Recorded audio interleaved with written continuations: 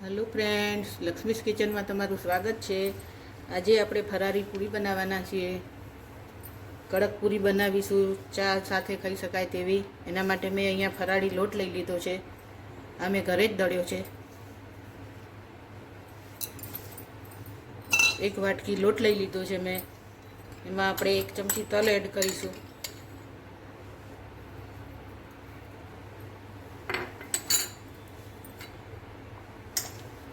અડધી ચમચી જીરું એડ કરીશું।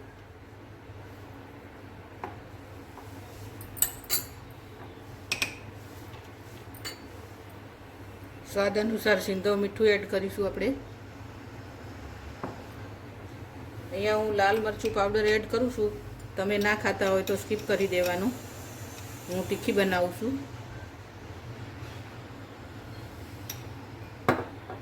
હળદર ના ખાતા હોય તો એ પણ સ્કીપ કરી દેવાનું। હું હળદર મરચાંવાળી બનાવું છું। થોડુંક મોઈન લઈ લઈશું અંદર।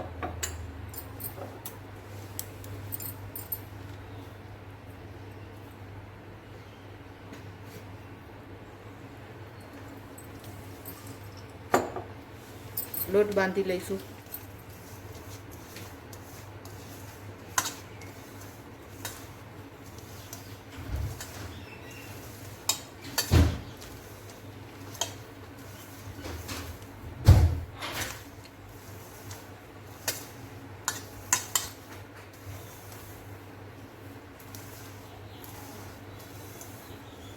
બરાબર મિક્સ કરી લઈશું પહેલાં બધું જ।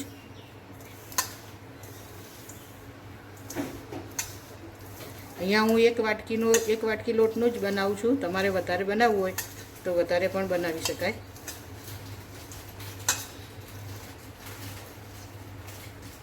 થોડું થોડું પાણી લઈને લોટ બાંધી લઈશું।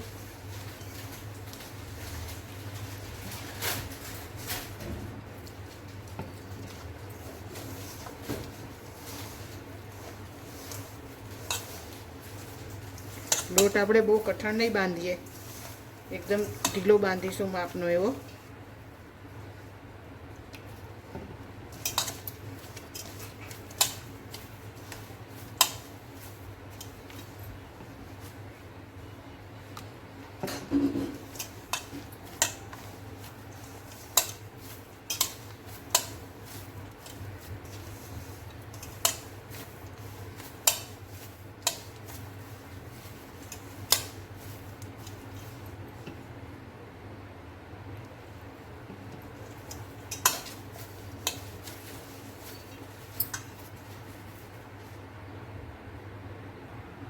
લોટ આપણો બંધાઈ ગયો છે। હવે આવો લોટ બાંધ્યો છે ફ્રેન્ડ્સને જુઓ। 5 મિનિટ રહેવા દઈશું આપણે હવે એને, પછી એની પૂરી બનાવી લઈશું।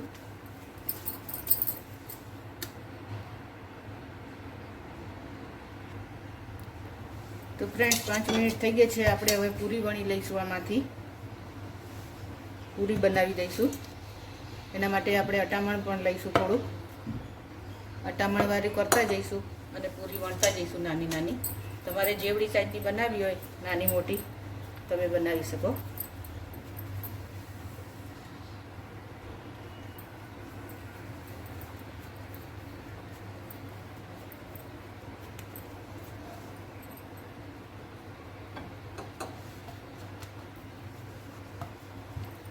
બહુ ભાર દઈને નહીં વણવાની ફ્રેન્ડ।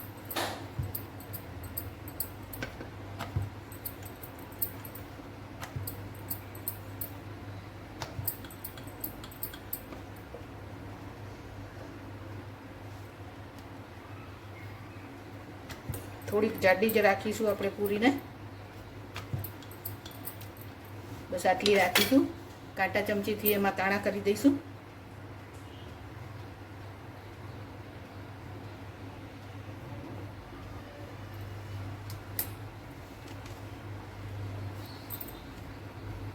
બધી જ પૂરી આપણે આવી રીતે વણી લઈશું।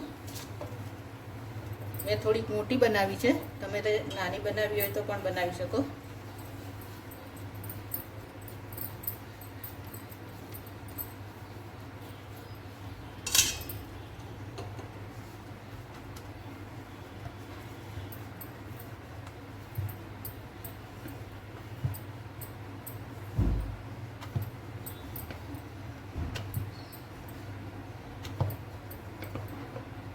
સાઈડોમાં ફાટી જાય તો આપણે આવી રીતે પ્રેસ કરી અને સરખું કરી લેવાનું.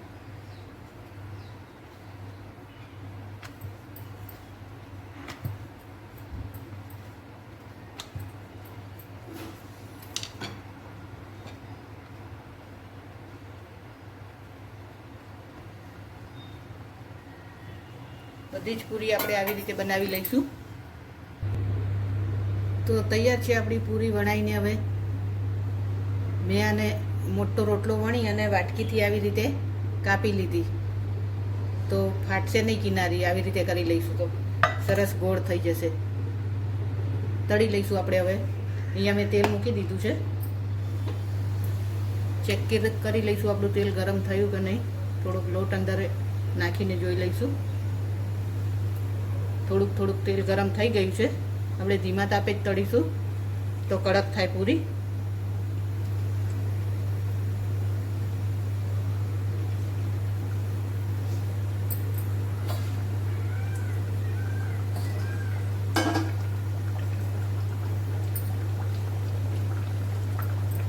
ફ્રેન્ડ્સ, તમને મારી રેસીપી સારી લાગતી હોય તો મારી ચેનલને સબસ્ક્રાઈબ કરી દેજો.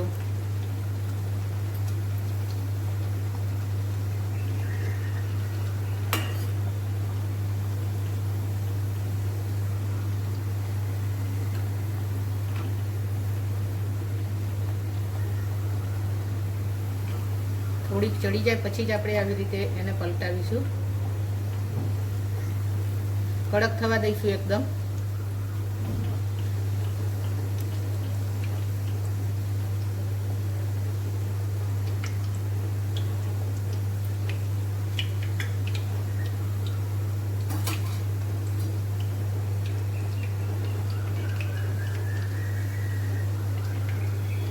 થોડીક વાર લાગશે ફ્રેન્ડ્સ. કડક કરવાની છે તો આપણે ઉતાવળ નહીં કરવાની, નહીંતર એકદમ પોચી થઈ જશે પૂરી.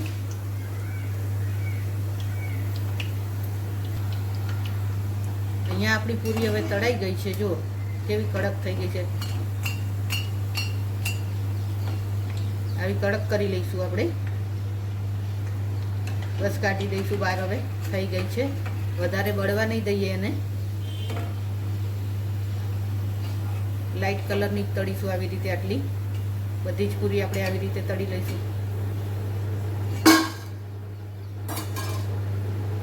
કેટલો અવાજ આવે છે જોયો ને ફ્રેન્ડ? એકદમ ક્રિસ્પી થઈ છે. કેમ કે આને આપણે ચા સાથે લેવાની છે તો કોરી જ રાખવાની છે. જો એકદમ ઢીલી પોચી બનશે તો પૂરી બગડી જશે આપણી. અઠવાડિયા સુધી રહેશે નહીં.